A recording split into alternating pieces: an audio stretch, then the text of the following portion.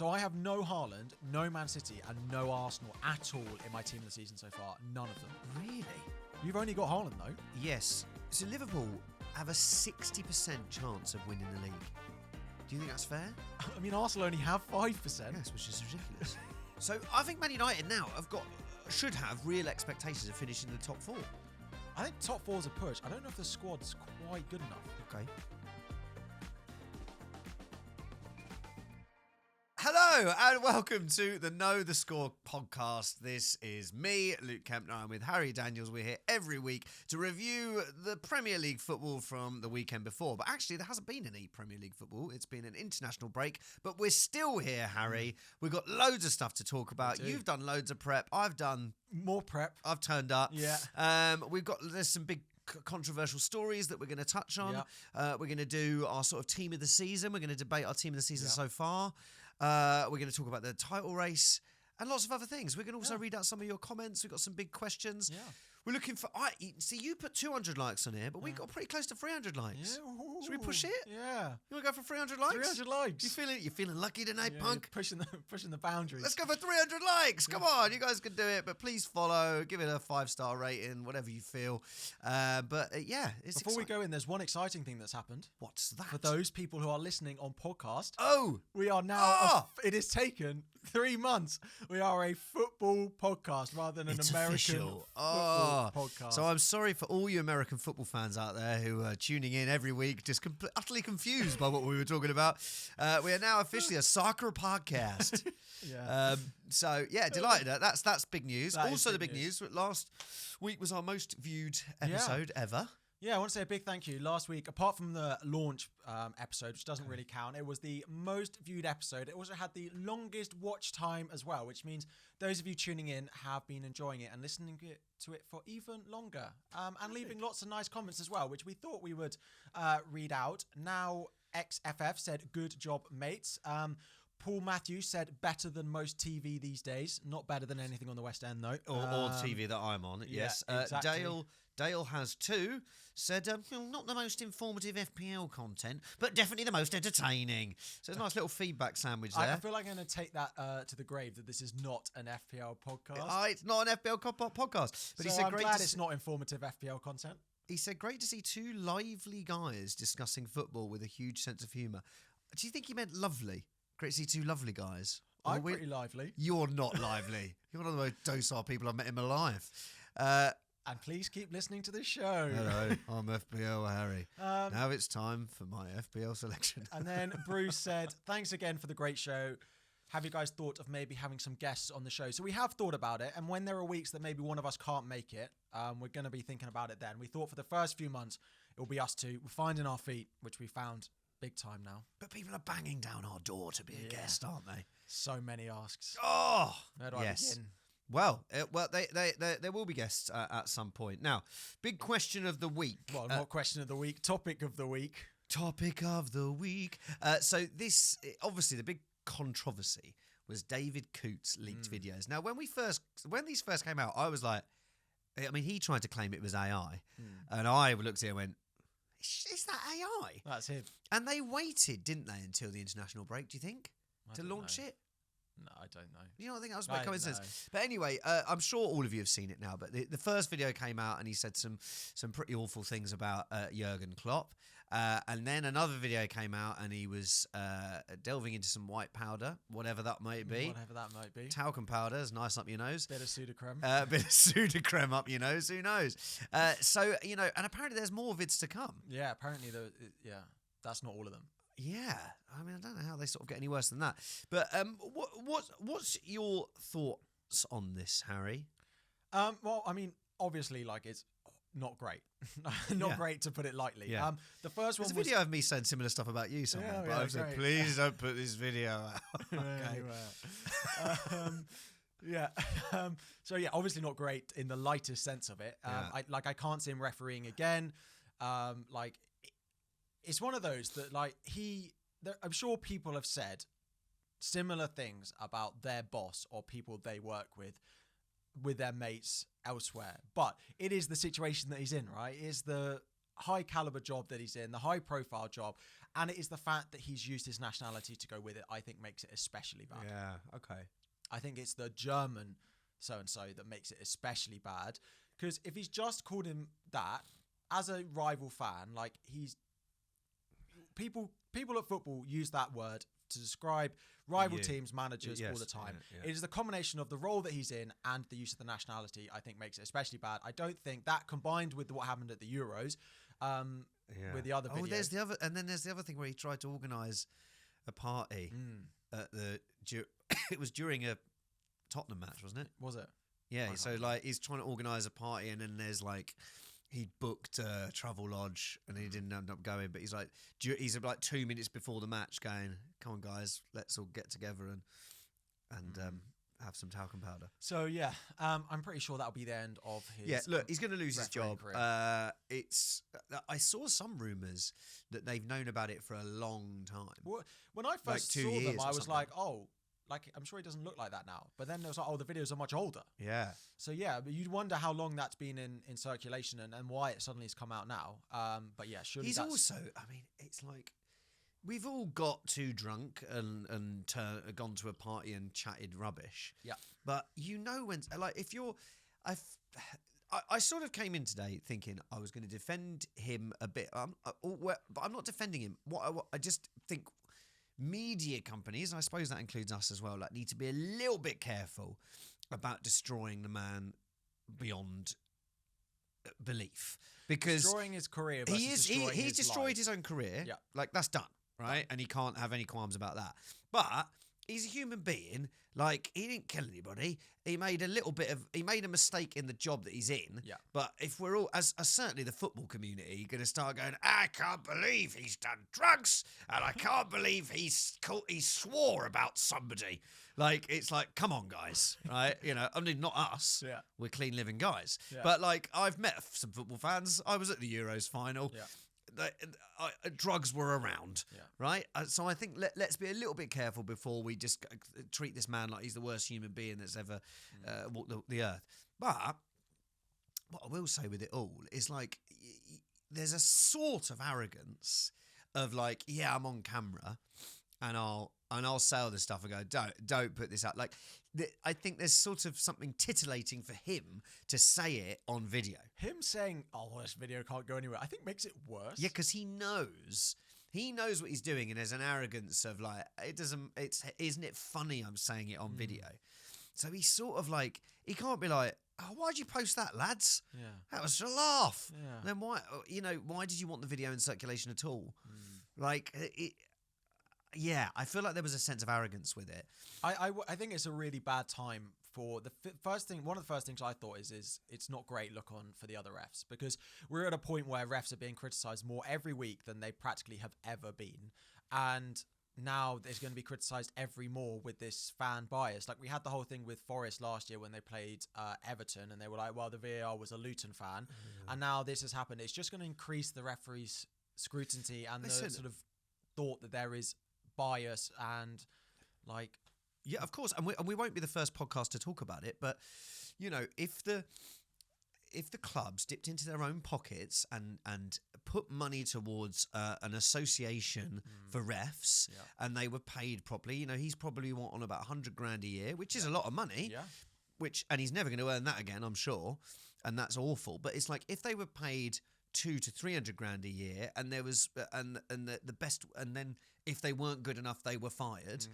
Then surely the standard would increase, and the clubs should be putting money into this. Yeah. Because at the moment it's like the Premier League is they own the league, and then the Premier League own the Referees Association as well. Yeah. Where if the clubs owned it collectively, then you might get a better selection of refs and a higher standard. Yeah. And maybe they don't all have to be English. Maybe they don't all have to be men. And we might start seeing that the standard of things increase, and we might see less David Coote's arrogance and less people just going, just taking it a little bit more seriously. Do you think that so the whole thing of like foreign refs or non-English refs refereeing in England, part of it is the language barrier, which if their English isn't perfect, then it's quite difficult for them to ref a game of football. But they would have no bias, really, if they're a Real Madrid fan or a Inter Milan fan or anything. I don't think that. Listen, I think people can be non-biased. Yeah. Like, I think just because you're a Chelsea fan, if you're a high enough standard of referee, you cannot be biased in that game. Like, biased. Like, so I sort of don't really take that. I think that comes from if a referee cannot... if a referee can't hold his bias back, then he can't do the job. Yeah. And there needs to be a higher standard that we hold these people to. And the manager's been saying it for ages. But, there just seems to be a bad pool of referees. Yeah. And I think if you increase the pay and increase the standards that people are measured at, then surely you increase the standard across the board. Yeah. I know. I saw it. It broke literally just after we finished the pod last week. I know. And we were like, "Oh wow, have you seen this?" Yeah. And then it's developed, and he's suspended, and that will be that. But yeah, it's not a good look for him. That'll be the end of his managerial career, I imagine. But would you be surprised if he's managing somewhere else, foreign? Managing? Refereeing in somewhere else. He's going to take the United job. Yeah. I would be surprised, like there might be some sort of exhibition games, but I don't know. I mean, I'm a celebrity. I don't know. Yeah. He's going to be the late entry to I'm a Celeb. Yeah, I mean, it's an awful shame for him because, like, for just a bit of arrogance and a bit of stupidity, he's destroyed his entire career. Yeah. And he's only early 40s. Yeah. I mean, like, you should have at least had another 10 years refereeing and then on from there. And I don't know, man. Like, what does he do now? Well, this is it. Like, he's qualified to be a ref. Like, I don't know what his educational background is, but then, like, it makes him quite unemployable generally. You're not going to want him on a TV show. You're not going to want him on a podcast. You're like, I don't know, man. It's just like... He'll be on some podcasts. Yeah, well, he's our first guest. And he'll be on next week. No. Yeah. On a slightly more positive note, let's talk about something a little bit more exciting, which is our team of the season so far. So we go. Both put team of the seasons together. I've been quite strict. Okay. One thing I always find when I see team of the seasons put out is we have 3 left backs, 4 right wings, 1... Okay, you want a team that can play tonight. I want to go and put this team out on paper and it's going to win the league. Okay. We're going to start off in goal. Okay. I wanted to put a Liverpool goalkeeper in here, but because Alisson's been injured, I feel like I couldn't. If Alisson had played the whole season, I think I would have put him there. Okay. I haven't, and I've put Matt Sells from Nottingham Forest. I knew you do that. I've gone for Onana. Mm-hmm. Because I've started looking at stats. Okay. I'm a stat guy now. Yep. Right? He's got 5 clean sheets. Yep. He's made 28 saves. Yep. 4.4 goals prevented. Yeah. And he's got a 70% save rate. Mm-hmm. And if you go off save percentage, Robert Sanchez of Chelsea is the goalkeeper of the season or something. Okay. He's like second. Okay.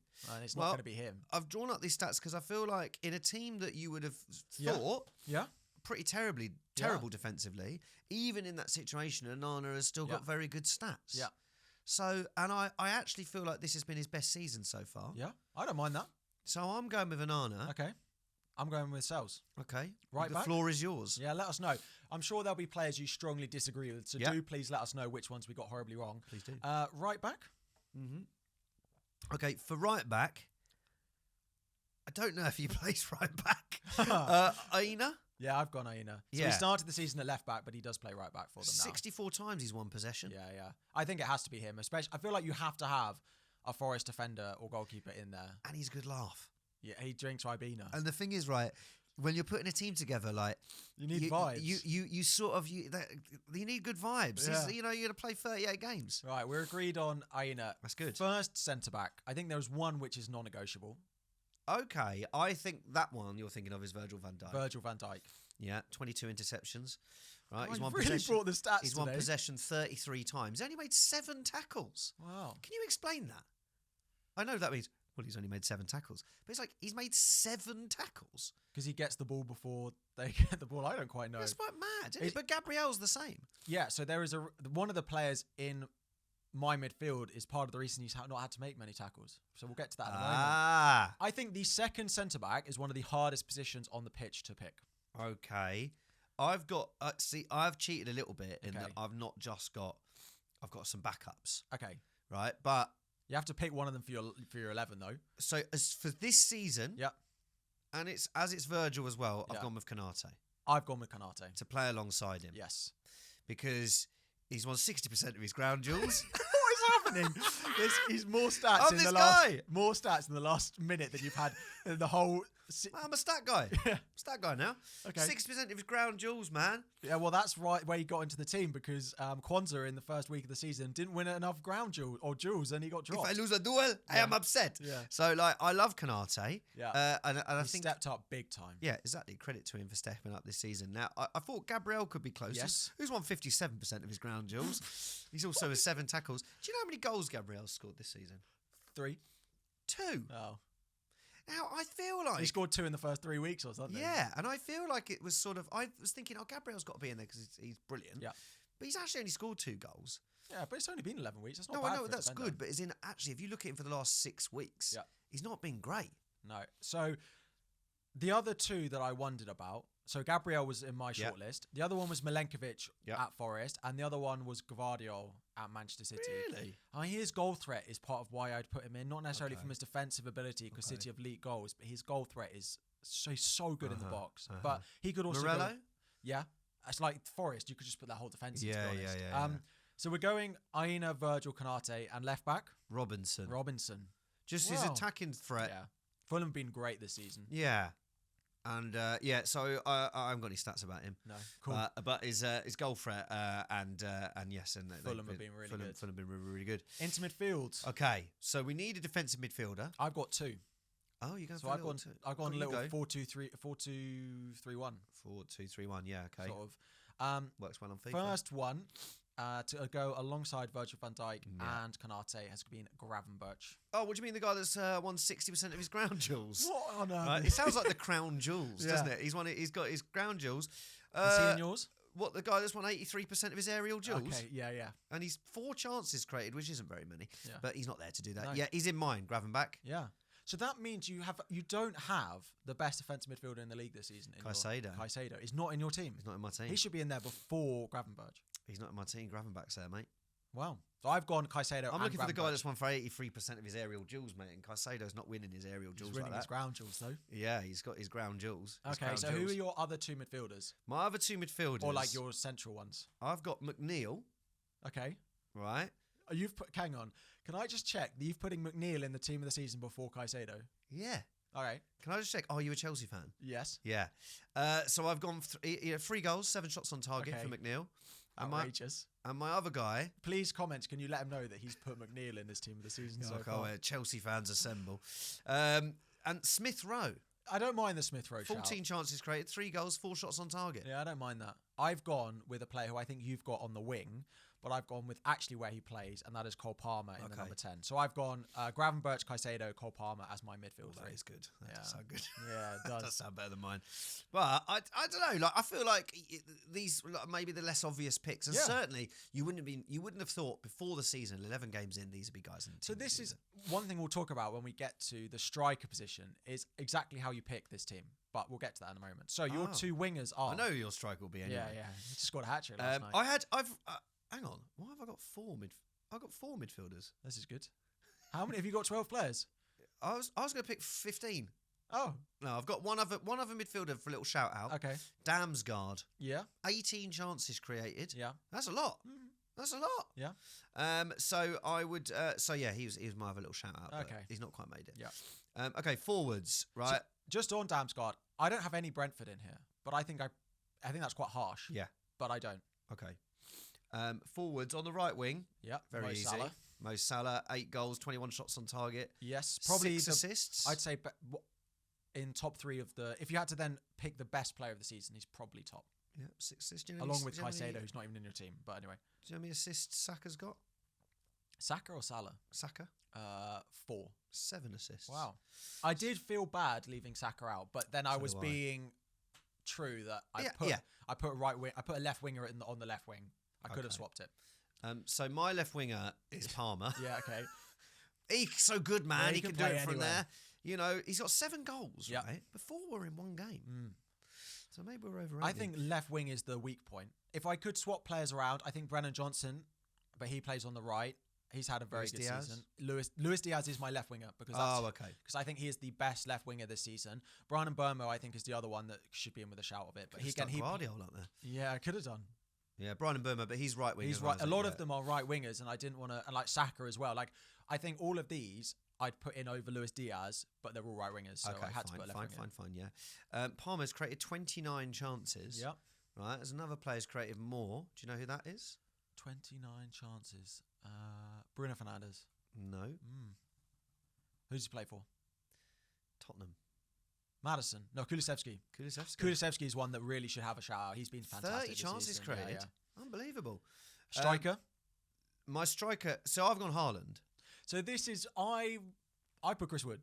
I know you did. Yeah, I didn't need to ask. Yeah, I put Chris Wood. And if I'd not sold him on my wild card, I probably would have put him in as well. But it's one of those that like Haaland has the most goals. Yeah. And he's the best striker in the league. Yeah. But what Chris Wood has done means I want to put him in the team of the season. Yeah. So do you know, like that's why I find the team of the season quite difficult, because if I was just doing the best 11, like Son would be my left wing, but he's not going to be my left wing based on what he's underperformed, and I still think Haaland massively overperformed and now is underperforming. Yeah. So I put Chris Wood. But would you be doing that if Haaland had underperformed and then overperformed? Probably not. Yeah. 21% conversion of his goals. He's scored 32 shots on target with 12 goals. Still amazing, 12 goals so far. How many has Chris Wood got so far? I think 8. 8 goals. Which is very impressive. Oh, it's amazing. But for me, it's got to be Haaland. And then just on that, manager of the season so far? Well, I think it should be Arne Slot. Just because of the surprise and he's come into the league and yeah. But I don't know, have you got any other? I think Forest, Brighton and Fulham could all have their managers. So Nuno. Yeah. I like the Fulham shout. Yeah.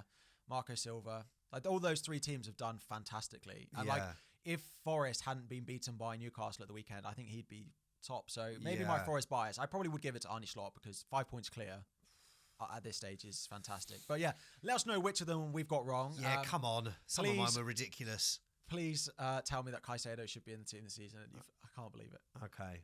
And so, no Arsenal players.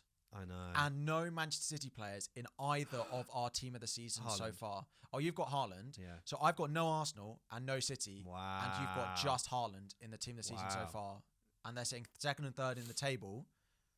And I think we've got loads of Liverpool. I think both of those teams are underperforming, so maybe that's what's reflecting our... But yet they're still 2nd and 3rd in the table. Yeah. So let's talk about the title race. Our first key talking point. I think the first thing I want to read out is Opta have done their percentage chances. We're full of stats today, aren't we? And I've seen who's 3rd above Arsenal. Come on then. So, I mean, that's the table. We're not predicted higher above you. So you're not predicted to finish higher above? No.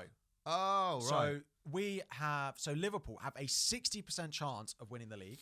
Okay. Man City have a 35%. You have a 5%. And then we have a 0.3%. 5%? I think that's harsh. I think that's harsh because we spoke about it last week. And there's so many games between now and December that, things can change really quickly. And Arsenal had a really tough run. And there's no way Liverpool have a 60% chance of winning the league. Yeah, but man, because of the way City are performing and the injuries that City have got, these next few games for Arsenal have got Forest at home. Like you can say every game's the biggest game of the season, but I really do think this is massive for Arsenal. Last year, beating Forest narrowly, I think Gabriel Jesus scored, was the sort of catalyst for us going on this incredible run. Yeah. And I think it could be the same for Arsenal this season. Yeah. Who have Man City have got Tottenham and then Liverpool. So you know what I mean? If they win those two games, Man City... They'll be 60%. They'll be 60%. Yeah. So these things can change very quickly. But I think Liverpool do deserve to be up there, a 60% chance. 60 feels high. I don't think it does. Almost 2/3 chance of them winning the league. They've looked assured. It's when they go 2-1 up and then they look solid. When they went ahead against Villa, they looked. Even though it was 1-0, you sort of still felt Liverpool were going to win the game. Yeah, and that is the sign of champions. And when they did it, when they won the league, just before COVID hit, it really annoys me when people go, "That was the COVID season. That was the COVID season." Liverpool was so far ahead when COVID happened, and that was in January. Yeah, they were fantastic. So yeah, that number feels high. Like. That puts them odds on to win the league. And I just still think I would put them maybe 40-50. I would put them top, but I think the Arsenal number's low. So I would probably take from Liverpool and give to Arsenal. What was City again? 35. 35, yeah. I think that's low. That is Like, low, they're but I 5 think points behind, and the team have won the league 4 years in a row. but everything league. you look at that, and it's not just inside the club; it's outside the club as well. You're like things look a bit unsettled there. I think that's fair. I agree. I think Arsenal's is a little bit low. I'd probably push us to sort of 15%. Yeah, I think I'd definitely push you up. There was a question later on, which we can bring up now, from Willen Horn. Will Manchester City buy a replacement for Rodri, and will that have an impact on it? So we can sort of do that now. I think they're going to be in for someone. Zubimendi was very popular going into the summer. Liverpool almost signed him. There's lots of rumours about him going to Arsenal now, because which I find bizarre, because we've got 1,400 defensive midfielders, but they all have to play left back and right back. Yeah, all the fullbacks are injured.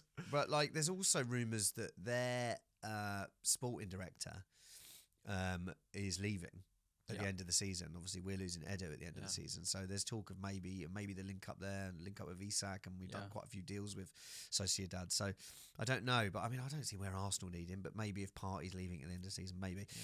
But do I think Man City are going to buy? I think they will, but I don't think that necessarily changes it, because they've still got to fit into the system. You look at like Mateus Nunes, like. Yeah, he's taken him a year and a half, and like he's still not quite fitting in. And he's playing left wing now. So we spoke a lot last week about how it was naive for Arsenal to go into the start of the season with no Odegaard backup, and it only becomes naive once they get injured. Yeah. But is it not naive for a City to go into the league with no Rodri backup? Well, they have got Rodri backup. They don't have Rodri backup. Well, is Kovacic not a backup? No. He doesn't play the Rodri role. But you can't find people who are going to sit on the bench and are going to be readily. You can with Odegaard, but I think with Rodri, like, he's the best player in the world. But you need. Maybe Pep thought that Kovacic is defensive-minded enough. As a Chelsea fan, Kovacic is not a defensive-minded midfielder. He is a box-to-box midfielder, and he is fantastic at it, but he is not a defensive-minded midfielder, and they do not have that in their squad. But this is why Pep wanted to buy Declan Rice the season before. Yeah. But Declan Rice is not going to be a backup. So who do you buy that can be a backup? Calvin Phillips. Well, yeah. But look what happened there. You have to be realistic that they've gone into the season and they've lost the best player in the world, and they don't have any ready-made replacement, and they are suddenly trying to shoehorn it. They must have seen this in previous years where he's been out for short periods of time, that they've struggled without him, and they just don't have anything. They do look light, and that's why I don't. The 35%, I think, is fair, because unless we're going to see after this international break players like De Bruyne and Gundogan's looked off it as well, so it's like unless De Bruyne, Gundogan. Savinho, look, we got excited about Savinho when he started, but it's like, I don't feel like we've really seen enough from him. So that's why I think it's totally fair, this 35%. I think it's fair. I think it's really naive for them to go into the season. And maybe 2 seasons of going tooth and nail with Arsenal, same with Arsenal, going tooth and nail with Man City, finally it's caught up with everyone. Yeah. And it's worked out perfectly for Liverpool. Liverpool just to stroll in and go 5 points clear. So, I mean, if you had to predict the top 4... Yeah, because we got asked that as well. Liverpool first, City second, Arsenal third, probably would be where my prediction is at now. Chelsea fourth.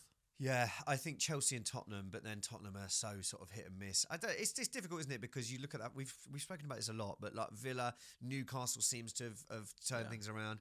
So I feel like that Liverpool, Newcastle, Villa, Newcastle, Chelsea, and Tottenham are all going for that 4th place. But at the moment, Arsenal, like I said, if we don't sort things out, we're going to be in that battle as well. Do you think Man United? Surely, I mean, the next question is, look how close the Premier League bunching is, right? There is like so few points, and we got asked to discuss this as well, which we're going to do anyway. There's like 4 points from Manchester United, who sit in 13th, and then all the way up to Chelsea sitting in 3rd. There are 4 points. And then you have like West Ham below. It's amazing. Who is the relegation fight. Anyone below that is kind of in the relegation fight. So that's West Ham, Leicester, Everton, Ipswich, Palace, Wolves, Southampton. But that is crazy. Like, they win. They've got Ipswich and Everton in their next 2. They win those and they will be right up there. Okay, but nail your colours to the mast. Who would you put as your 4th place? If Chelsea. You're saying you would, yeah, me too. Like, our run between now and the new, like, end of almost into February, we play Villa at home and Spurs away as our only real. Bless you. God. I'm really holding these sneezes in, man. Yeah. I'm trying my best. Let it out. Yeah. Your run, carry on. Yeah, we only play like Villa at home and Spurs away as the only, in theory, difficult. We've had all of our first half of the season difficult game basically out the way now. We're back. So, Chelsea run. Yeah, Chelsea's run is very good, so I probably would put them in there. But I don't think Man United are going to be out of the conversation. I am really, as a neutral, should be very excited about what this Manchester United team will look like under Amorim. Like that Sporting team looked fantastic. So, one to wait and see. But this bunching is really, really interesting. And it means that you win at the weekend, you can go like 5 or 6 places up. And there are some really quality teams in there. You've got teams like Bournemouth, you've got Forest, Brighton, Fulham, who are strong squads, know Europe, playing once a week, good lineups, good systems, and they all have good managers. So it's no surprise that each of them individually is there. There's just a bit of a surprise that maybe they're all there at the same time. Do you think this is the strongest, across the board, the strongest Premier League ever? It's got to be up there. I mean, because I know you've seen like Man City and Arsenal having a bit of a drop off, but they're still, in the top 4. Yeah. But like you just said, like Forest great, Brighton great, Fulham great, Villa and Newcastle great, Tottenham Hotspur, when they're on it, great. Brentford can always score goals. Bournemouth really good. Man United, when you actually look at some of those defensive stats, like Mazraoui, I didn't realise how good his stats were. And then all the rest of the teams you probably wouldn't rate. But all of those teams could take points off Liverpool. Yeah. So that when they say Liverpool got 65%, and when like the guy I work with is like, we've done it, the title's over, it's done. Like there's a lot of games that are really, really tough. Yeah. I think to win the league this year is going to be mid-80s. Yeah, I think it's going to be a lower season than we've is seen great in the past. But I think it wouldn't surprise me if the table that bit of the table could be anything in 2 weeks, in 6 weeks, January. It's going to flip flop. It makes for a really, really exciting season, and it almost means that like every game at the weekend at the moment is worth something. Like because you normally get to the point of the season where there's a lot of teams from that sort of maybe 9 to 15 where they kind of know where they're going to finish, and it's not always that exciting, and they'll lose to the teams above them and beat the teams below them. But right now, pretty much every game, there is something on the line, and it is making for an exciting year. And I would like to see, like with Villa last year, I would like to see one of those Nottingham Forest, Fulham, Brighton, like really push that top 4 position, because I think it'd be a shame if it was just Chelsea just sort of broke away and it was just those top 4. Yeah. But I think so it's going to be interesting. Yeah. I mean, if you had to say which one of those cutting teams you think are most likely and least likely to do it, I would still, I think, put Bournemouth as the least likely, and I would probably put Brighton, I think, at the strong list. Like I watched them to make fourth. Yeah. I mean, outside of, I think Chelsea are the favourites to finish 4th, but outside of that, who do you think would be the most likely surprise? Fulham. I think they've bought so well, and I think they've got lots of goals in the team. Yeah. And I think, Anderson's a really good signing. So I'm going to say Fulham have got the most chance. I think Nottingham Forest, but there's part of me that just can't see Chris Wood keeping this up for the rest of the season. But maybe I'm wrong. Hat-trick last night. Thank you very much. I know. Absolutely Who was he fire. playing? TT again? Someone like that. Yeah? Yeah. Brilliant. I don't know what it was. So, so Fulham for me, I think would give the best chance. Do you want to move on to the drop?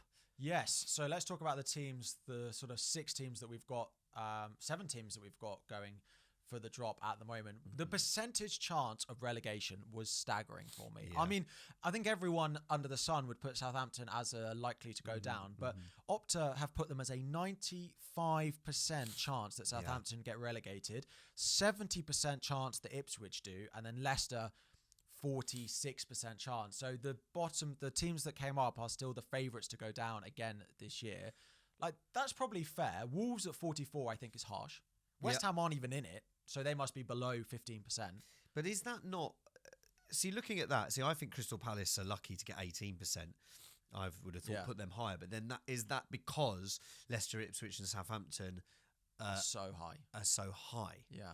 But like, I would take from Wolves and give them to Crystal Palace. Like, I think I mean, to be fair, Wolves were quite lucky to get what they did against Southampton last weekend. So maybe the points is making it seem better than it actually was. But I think Wolves will be okay. And I think Palace are bang in trouble if they don't do something about their lack of creativity and goal threat at the top end of the pitch. And the injuries, I mean, not that they can do anything about those, but, not that they can do anything about their injuries, but they, as soon as they miss Eze, as soon as they miss Wharton, they are really struggling. I would put Crystal Palace a lot higher. So, and again, I know we've banged on about this, but Palace's fixtures over the next few, they've got Aston Villa, Newcastle, Ipswich, Man City, Brighton, Arsenal, Bournemouth away.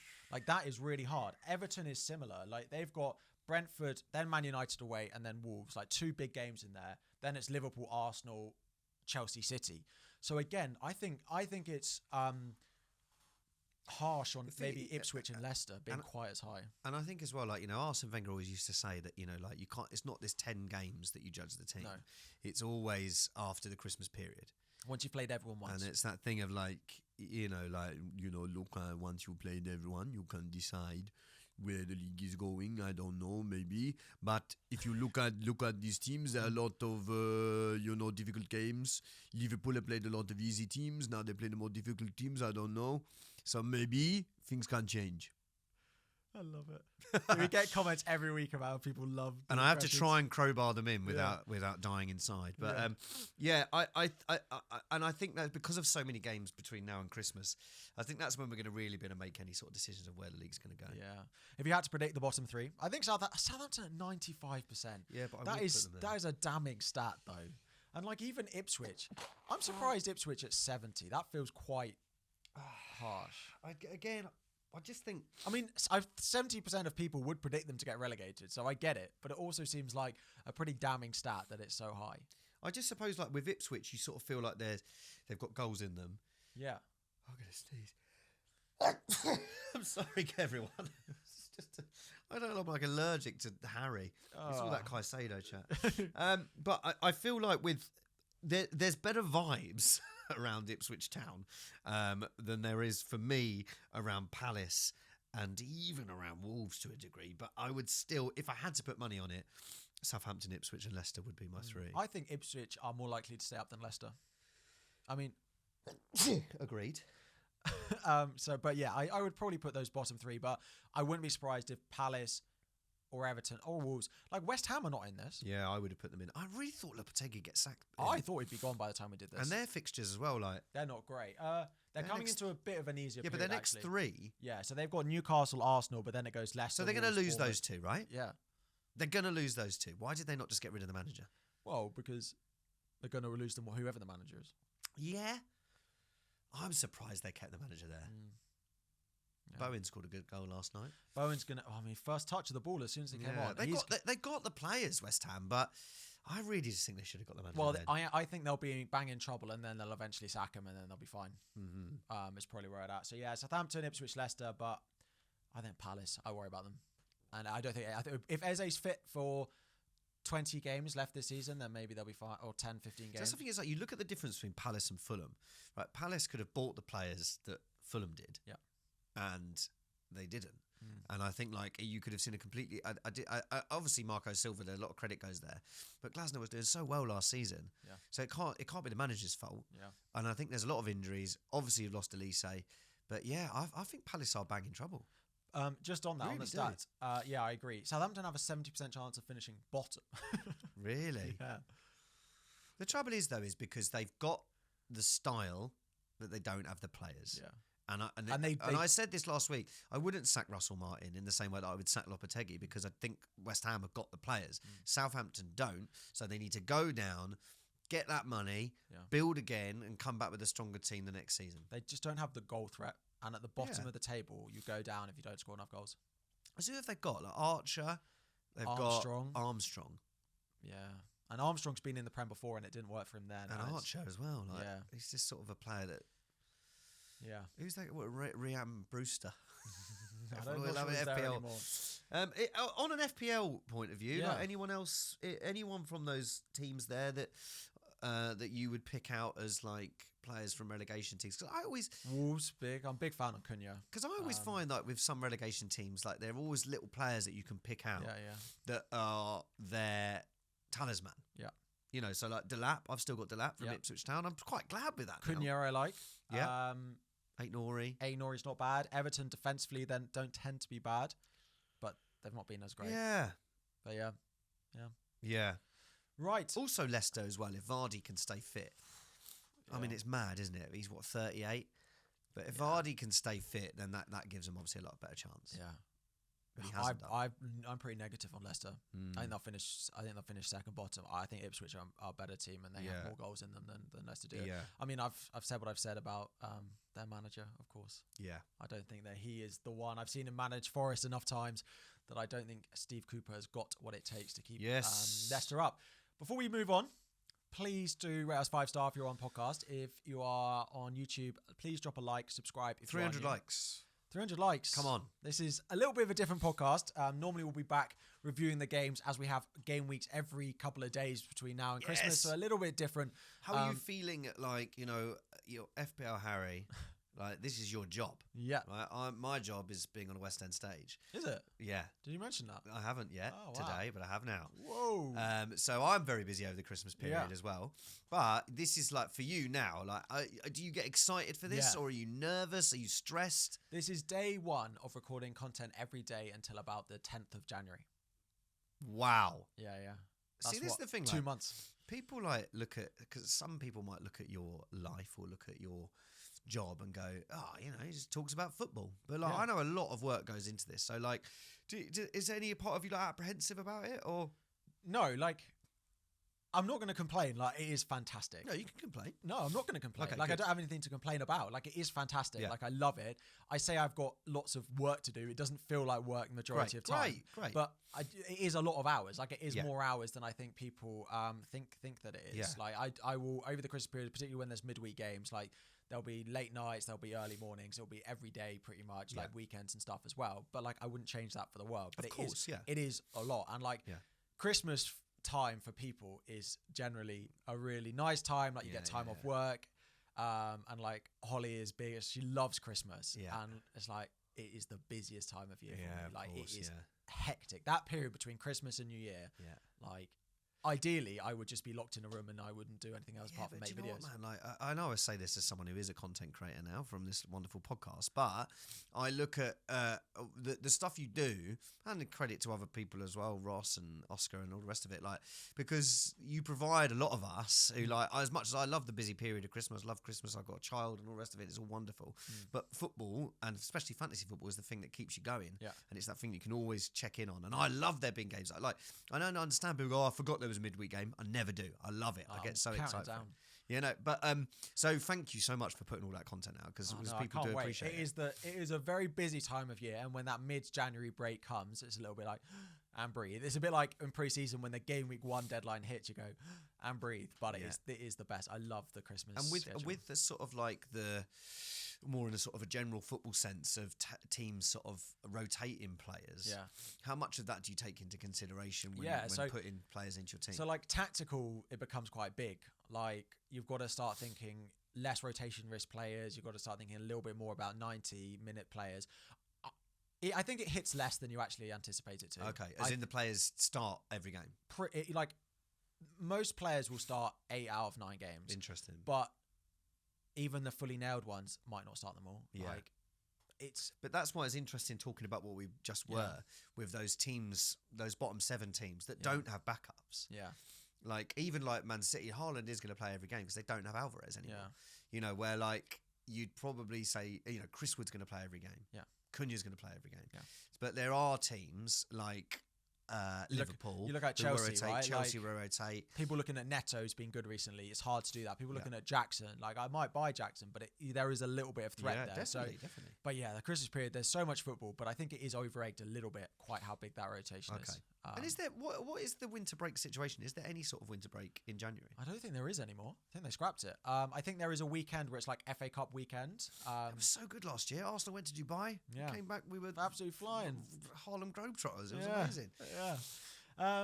But yeah, thank you all. We've got a few actually, we're going to look at last week's biggest disrespects in football. We wanted to say thank you to those of you who did send in your replies. We thought we'd read out a few of them. So first one is from Gerard dos Samariento 5415. I've vaguely read the letters and tried to make that into a name. Dembele scoring against Barcelona last year.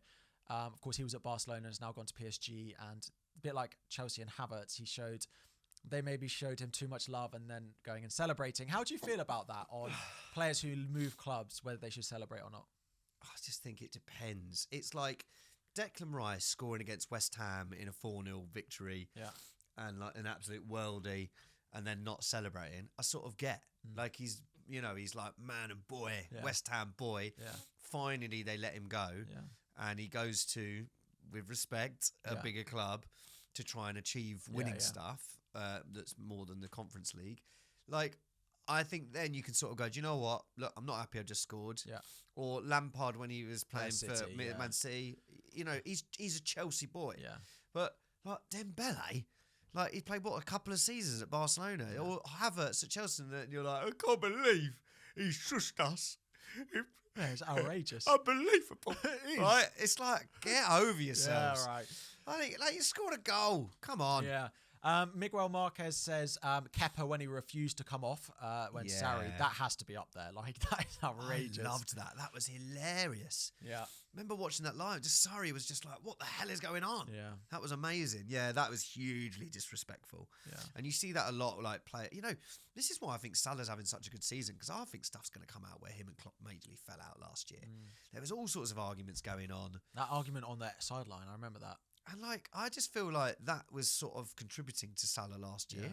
Not that he was bad, his stats are really good, but he's not as good as he was this year. No, and he's had a hair transplant, which has also helped. It looks great. Yeah, it looks great. We have Super Noob Slayer just agreeing with you that the Fabregas was pretty horrible to see.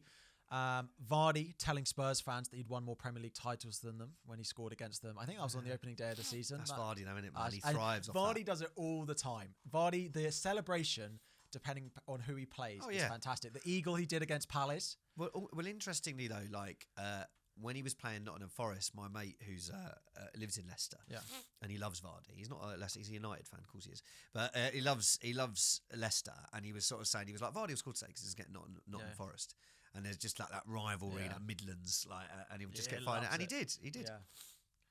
Yeah. And then Sean Yates said, maybe leave the weekly question to the end of the pod and stop reminiscing about old players. I think we should do a little bit broader than just Chelsea and Arsenal, but it's quite nice to have it mid-pod and to hear what you are all saying. So please do, when we have them back next week, please do let us know your submission. So we've got a little bit of different. We posted on Twitter, Instagram and YouTube, so follow us on any of those if you want to get involved in the show. A few little Q&A ones because it's a little bit of an international break pod, so I think we'll fire through these. The first one, I think, is a very popular one. Gokares, of course, at Sporting Lisbon is absolutely tearing it up. Is that a no-brainer signing to Manchester United in January or next summer? He has said that he wants to keep until the end of the season and then he will see. But that is from FPL Rash. What do you think? It feels a no-brainer, and if United get him, he fits the system well. Well, FPL Rash, I think it does seem like a no-brainer, which I find quite frustrating, because it looked like Arsenal were very interested, and as an Arsenal fan, I was like, because I do think we need a number 9. Yeah. But now it looks quite an obvious place for him to go. But then, if Man United don't make Europe or don't make Champions League, is he going to want to make that move? Probably. Yeah. United are one of the biggest teams in the world, so I would imagine it will happen. I agree, but I don't know. I think it will happen if no one else wants to pay more. Yeah, okay. But I think there'll be the manager being there is a big pull.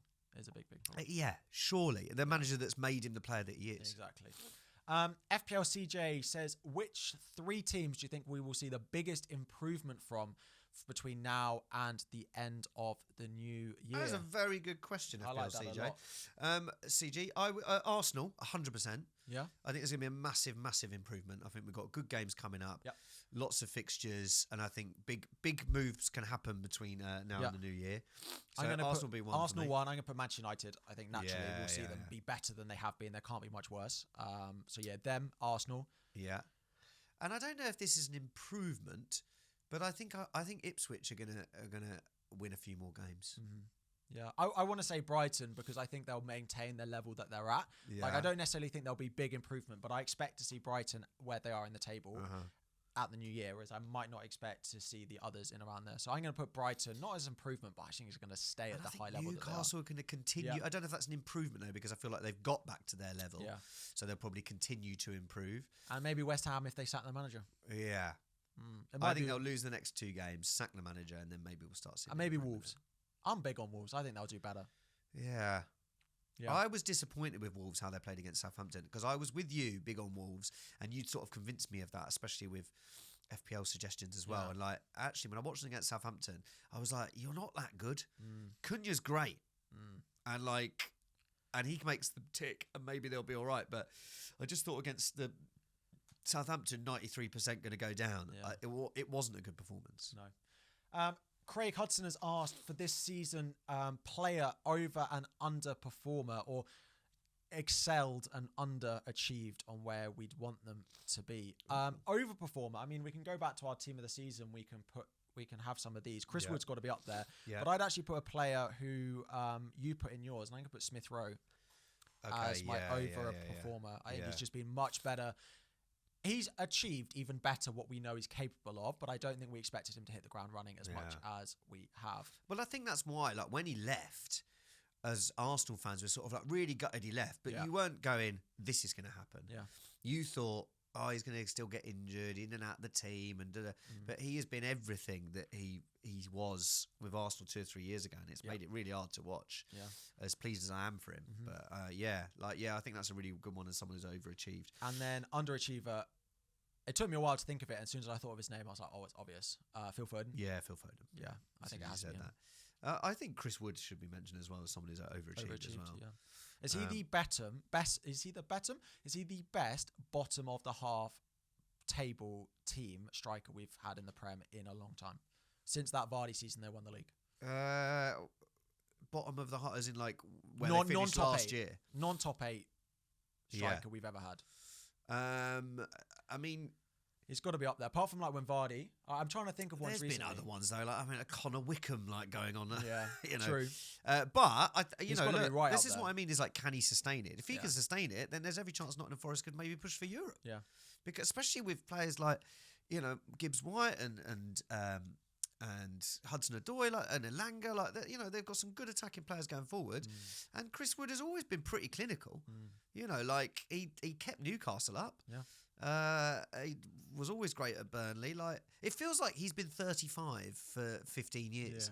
But he's not even 35 yet. No. So I would say Chris Wood is the overachiever actually over Smith Rowe. Smith Rowe there, and we're agreeing on Phil Foden. Let us know your comments in the final one.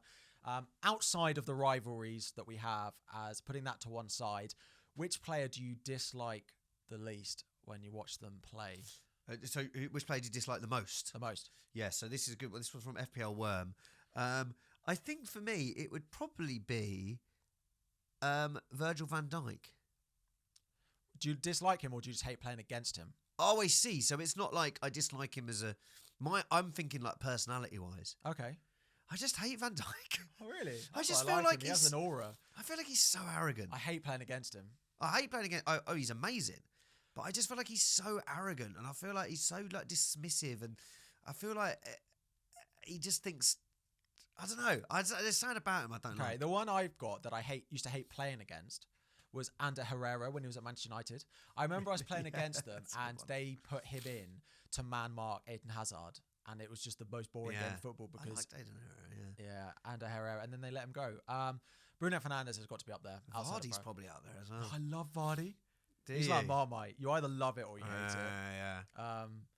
I like him when he's in my FPL team. Yeah, and he's doing well. Yeah, Bruno Fernandes is a good one. I suppose, Bruno Guimaraes. Like, I feel like he's a bit of a... Yeah. I'm trying to find some nice words. Yeah. But like, as far as players...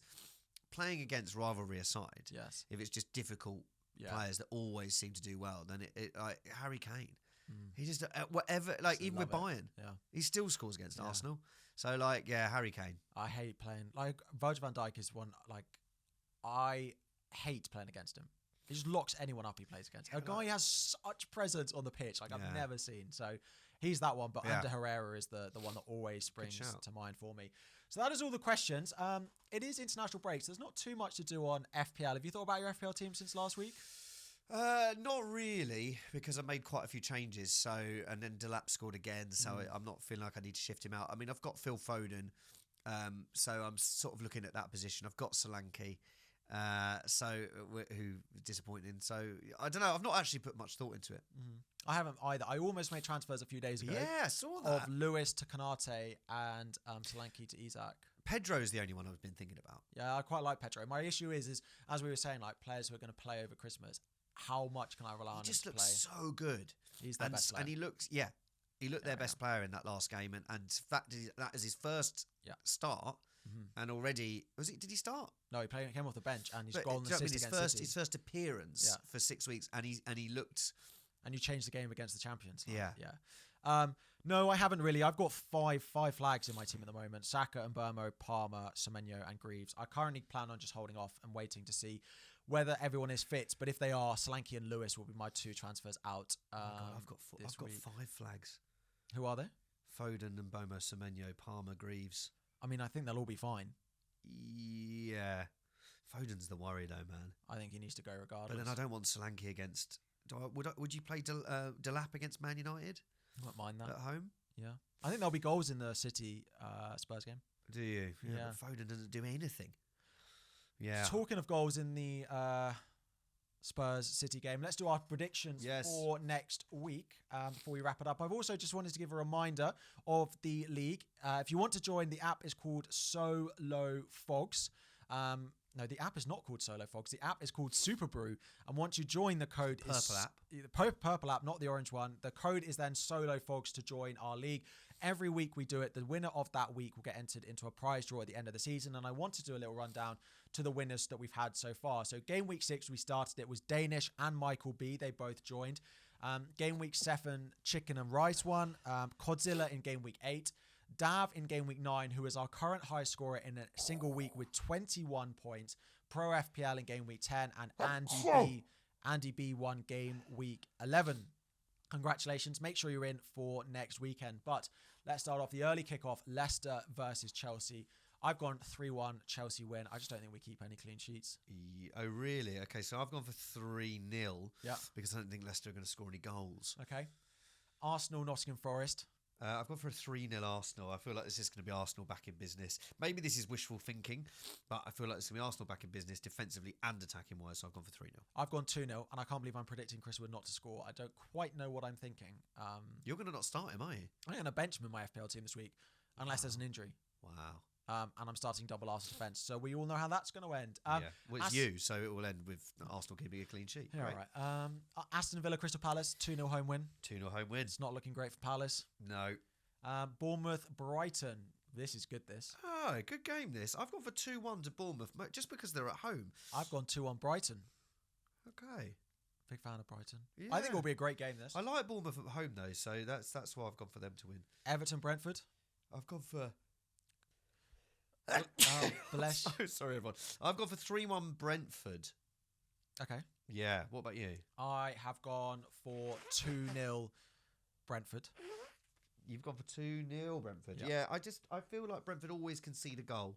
And I know Everton aren't scoring many, but I feel like Brentford just always look like they're going to concede a goal. Yeah. So that's why I've gone for... But they score a lot of goals. So yeah, 3-1 to Brentford. Fulham, Wolves. 2-2. Desmond. Our first Desmond of the week. No, I've gone 2-1. I think Fulham have got what it takes to beat Wolves. Okay. I am starting a Wolves defender, so this doesn't bode well. No. Manchester City, Spurs. I've gone 4-2 Man City. I'm predicting goals. 3-2 to Man City. There's goals in this game. Goals in this game. Surely there's goals Lovely. in this game. Southampton, Liverpool. 3-0. 3-0 as well. Yeah. It's not looking great. That 95% chance of Southampton getting relegated. So Salah captain? Yep. Yeah, it has to be.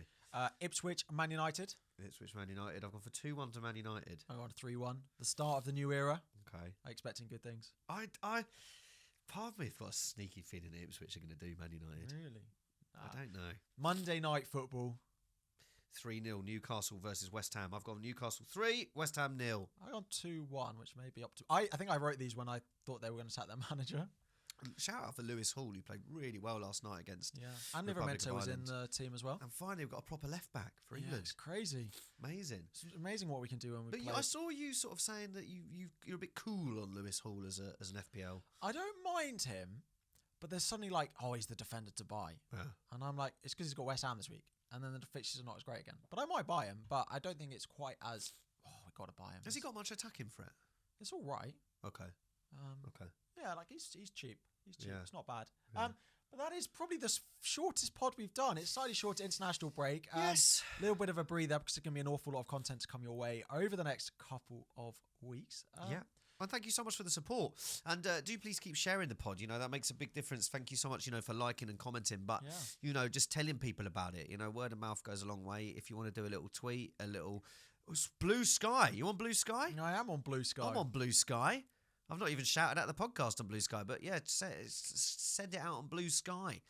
But yeah, so just and do give your answers to the questions. I'm sure you'll disagree with some of our team in the season. Yeah, and we'll read them all out at the top of the pod next week. We absolutely will. Have you got? You're probably going to start creating content on the way home now, are you? What's out? Oh no, there's nothing out tonight. But then tomorrow the pod's out tonight. The pod's out tonight. Pod's out tonight. 6 o'clock. Well, and tomorrow I'm recording for Wednesday's video. I'm going back to playing football tonight. You? Are you good at football? Outrageous. Are you good at football? Yeah. You don't strike me as someone who's good at football. You're quite a tall lad, though. I'm a composed ball-playing centre-back. Are you? I'm your Thiago Silva type. What? Okay. Too old. That's a bit harsh. Yeah. Okay. So you're demanding centre back. Yeah. Okay. Composed. Keep it simple. I can pass like Thiago Header. Silva. I'd rather not. Okay. Yeah. Do you keep the glasses on when you play? No, and I run around like. Do you put contact lenses on? You just wear them on a chain. Yeah. What's going on? Yeah. Okay. Good. So what league are you playing in there? Just a little six-a-side or something? Yeah, a little six-a-side league. I'm joining with one of my friends. Are you actually? Yeah. Good for you. We'll see how long it lasts. This is going to be match 1. Okay. Yeah. Good. Well, I'm going to go back to performing in Les Miserables and making some content about I'm a Celebrity.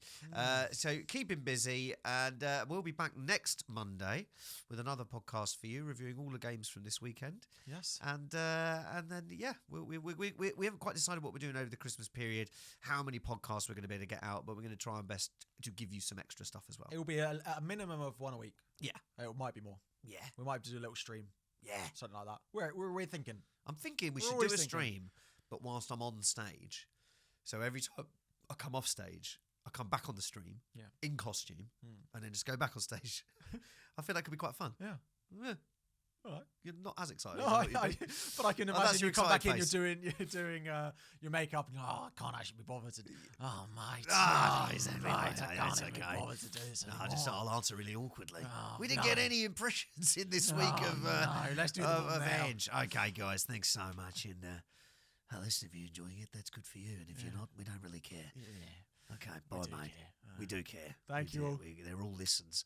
See you next week. Okay.